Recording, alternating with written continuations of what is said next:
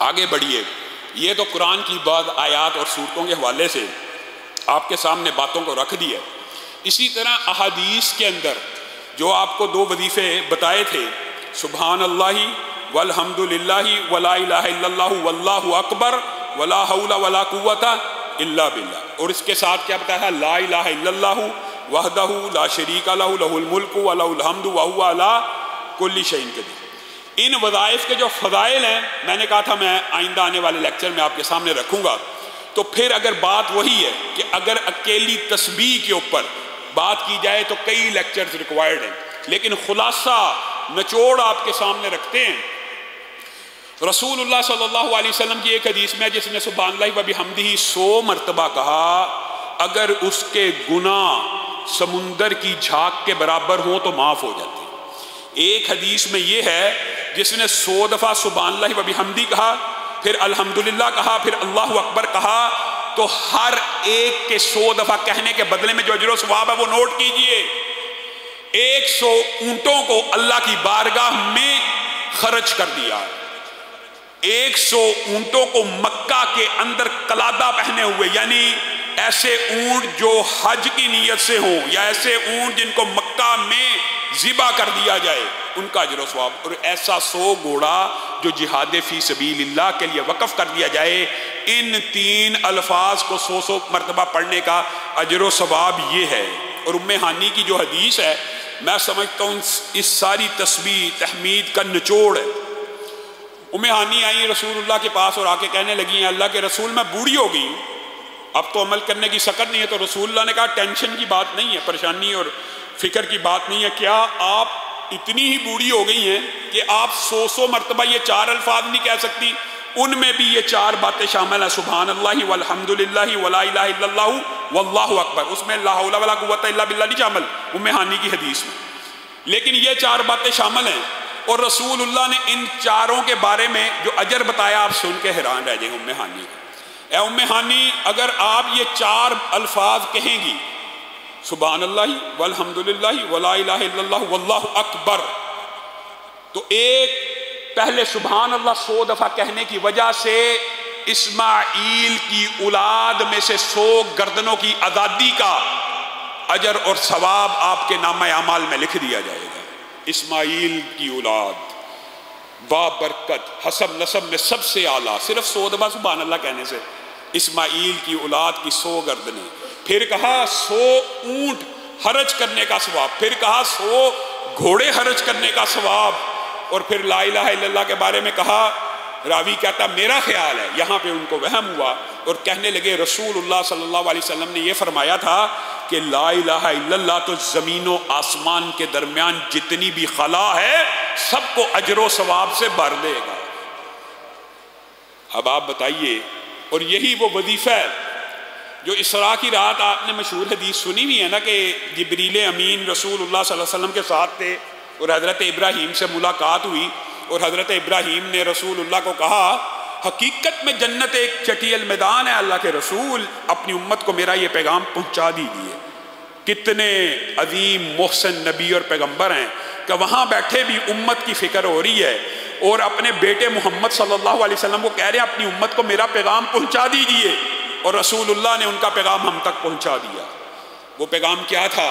امت کو بتانا کہ جنت اصل میں چٹیل میدان ہے. یہ جو آپ کو درخت سبزہ لہلہاتے کھجور کے باغات نظر آ رہے ہیں، یہ بندوں کے اعمال کی وجہ سے پیدا ہوتے ہیں، بندوں کے اعمال کی وجہ سے پیدا ہوتے ہیں. رسول اللہ نے پوچھ لیا وہ کس چیز سے پیدا ہوتے ہیں؟ 2 روایتیں دونوں کو اکٹھا کیا جائے تو اللہ کے فضل و کرم سے یہ 5 باتیں جو آپ کے سامنے رکھی تھی اس میں شامل ہیں.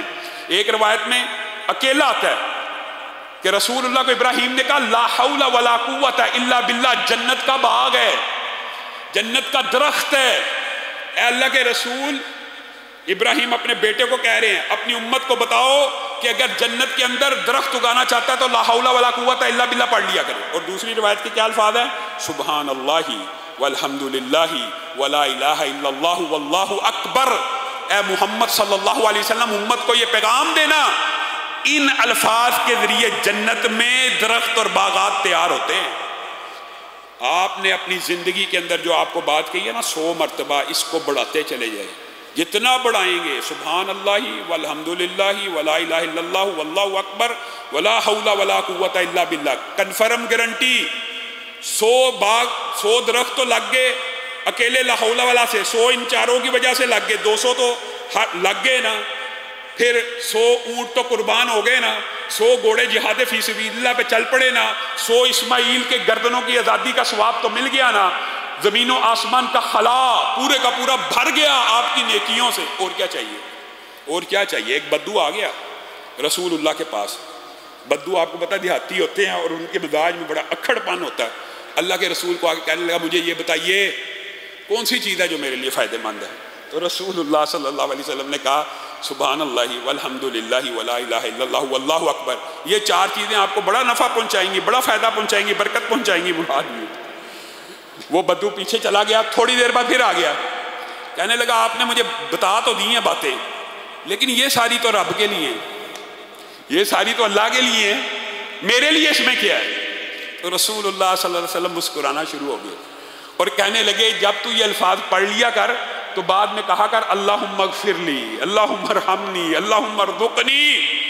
تو اللہ تعالیٰ جب تو سبحان اللہ کہے گا اللہ کہے گا تو نے سچ فرمایا، الحمدللہ کہے گا اللہ کہے گا تو نے سچ فرمایا، لا الہ الا اللہ کہے گا اللہ کہے گا تو نے سچ فرمایا، اللہ اکبر کہے گا اللہ کہے گا تو نے سچ فرمایا۔ جب 4 دفعہ اللہ کہے گا تو نے سچ فرمایا، پھر تو کہے گا نا اللہم ارحمنی، اللہم اغفر لی، اللہم ارزقنی، تو اللہ کہے گا میں نے تجھے عطا کیا، میں نے تجھے عطا کیا، میں نے تجھے عطا کیا۔ صحابہ بیان کرتے ہیں اللہ کی قسم ہم نے اس بدو کا عجیب انداز دیکھا، وہ اپنی 7 انگلیوں کے اوپر ان حروف کو یاد کرتے ہوئے باندھ کے چلا گیا، گویا اجر و ثواب کے پہاڑ اپنے مقدر میں لے کر چلا گیا۔ یہ رسول اللہ صلی اللہ علیہ وسلم کے بتائے گئے وظیفے ہیں، اور ایک حدیث تو اتنی عجیب اس حوالے سے ملتی ہے کہ بندہ حیران رہ جاتا ہے۔ یہ تو 100 دفعہ آپ کو کہا ہے نا، اگر لا الہ الا اللہ وحدہ لا شریک لہ لہ الملک و لہ الحمد وہو علی کل شیء قدیر کے ساتھ سبحان اللہ والحمدللہ ولا الہ الا اللہ واللہ اکبر ولا حول ولا قوت الا باللہ بستر پہ آ کر 1 دفعہ پڑھا جائے، 100 دفعہ کی بات اب نہیں ہو رہی، 1 دفعہ، صرف 1 دفعہ، حدیث ہے سمندر کے جھاگ کے برابر بھی گناہ ہو تو معاف ہو جاتے ہیں۔ یہی وہ وظیفہ کہ جس کی آپ کو میں کئی مرتبہ تلقین کرتا ہوں، اس کی ٹریننگ اس طرح حاصل کریں کہ آنکھ کھلے آنکھ بند ہو، یہ وظیفے منہ پہ ایسے جاری ہوں رات کے۔ یہی وہ وظیفہ ہے جو پہلے بھی آپ کے سامنے رکھا تھا کہ اگر رات میں سوتے ہوئے اچانک آنکھ کھل گئی تو آپ کے منہ سے یہ کلمات ادا ہوئے، یہ بھی اسم اعظم سے بھی زیادہ تیز رفتار ہے دعاؤں کو قبولیت کے لیے۔ اس وقت اگر آپ نے یہ الفاظ کہہ دیے لا الہ الا اللہ وحدہ لا شریک لہ لہ الملک و لہ الحمد وہو علی کل شیء قدیر، سبحان اللہ والحمدللہ ولا الہ الا اللہ واللہ اکبر ولا حول ولا قوت الا باللہ، آنکھ کھلی یہ الفاظ کہہ دیے۔ اب آپ جو دعا اللہ رب العزت سے اچانک اٹھے ہیں کریں گے، ان کلمات کو ادا کرنے کے بعد اللہ پر واجب ہے وہ آپ کی دعا کو ضرور سنے گا۔ بتائیے اور آپ کس در بدر کہاں پہ گھومتے پھرتے ہیں، کس جگہ کی ٹھوکریں کھاتے ہیں، کبھی حجر پہ، کبھی شجر پہ، کبھی قبر پہ، کبھی مزار پہ۔ اللہ کے بندو، اللہ دینے والا ہے، اللہ عطا کرنے والا ہے۔